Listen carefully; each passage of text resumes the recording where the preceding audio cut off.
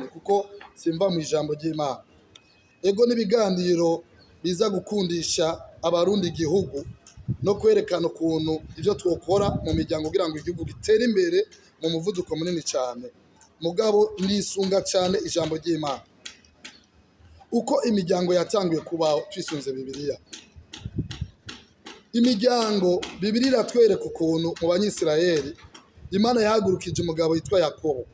Yakobo Imana ikimwubaka ko imiryango yose 12 ya Isirayeli yose bugikukira ku mugabo umwe ariwe Yakobo.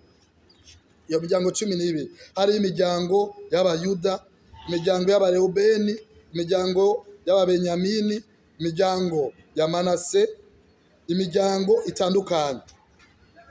Rero Imana yubatse Isirayeli ku mugabo umwe ariwe Yakobo. Rero n'Uburundi burafise sogokuru Imana yubatse ko iyo miryango yose mwumvise nagenda avuga, y'Abavumu, y'Abenengwe, y'Ababanda, y'Abezi, Abajiji, Abatare ndetse n'Abavumu n'Abahanza n'Abayengero, imiryango myinshi. Nuko rero murumva yuko iyo miryango yaje iri mu mugambi w'Imana.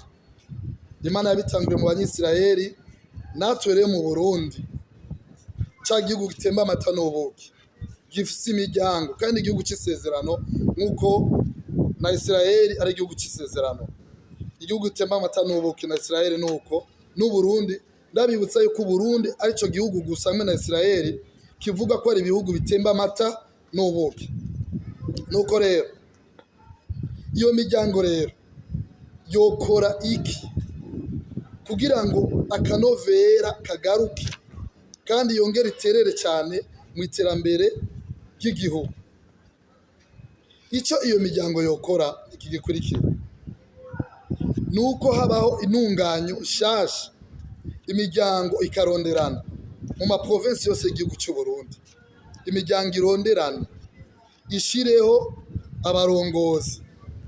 Abo barongozi rero yotora abakuru bayo nkuko no muri Isirayeli hariho abakuru b'imiryango.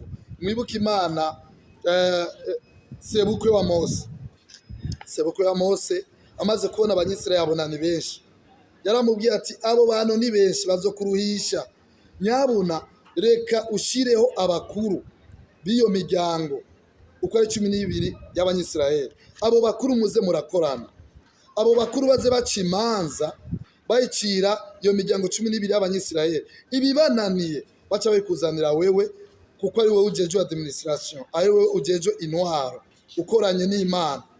N'Uburundi rero turafise imiryango kandi tukagira n'intwaro kandi n'Imana irahari kandi twashize Imana imbere. Nuko rero haba intunganyo shasha, imiryango ishireho abakuru, abarongozi babo, abakuru, abantu b'abahumure, abakuru b'iyo miryango mu maprovinsi yose y'igihugu cy'u Burundi. Hanyuma rero abo bakuru bazoze bacira imanza iyo miryango yabo, kandi ibibanani ivyo bikomakomeye baba ari vyo baca baduza mu ntwaro kugira ngo intwaro nayo ikikora ivyo